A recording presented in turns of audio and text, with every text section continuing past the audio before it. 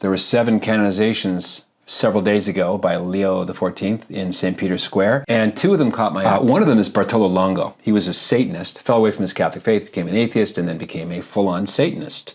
Well, the Blessed Virgin Mary and her son, Jesus Christ, got a hold of him, brought him all the way back to the Catholic Church, and he ended up being the head of the shrine in Pompeii, and he became a Catholic priest and an exorcist, an expert on the ways of the demons, and combated them with the angels and the Queen of Angels and her divine son.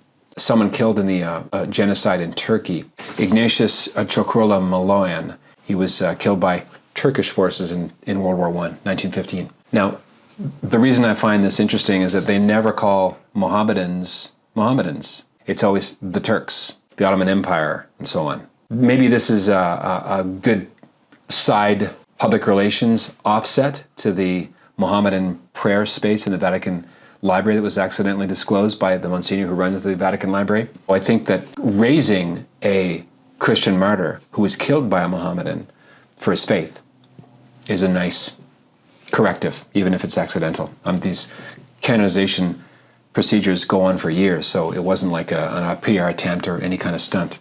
Still good news. We need more examples of heroic, manly Catholic saints.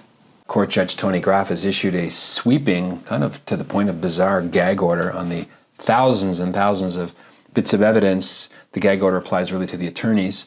Candace Owens has jumped up and said that she's going to violate this gag order on behalf of the entire world. I'm trying to understand what the parameters of the gag order really are, because on paper it seems to only limit what the attorneys can talk about, not the 3,000 people that were there. You certainly can't believe the official narrative, it just falls apart into more and more fragments as we go on. But this is the government lone gun nut theory, and it really, really smells like, Lee Harvey Oswald. We'll see. Gag orders to prevent tainting of the jury at this point is kind of silly. It's like there's a scene in the movie The Jerk starring Steve Martin from 1979. So as Americans, we're supposed to be all about transparency and 360 free speech. That doesn't mean unlimited absolute free speech. No one is a free speech absolutist.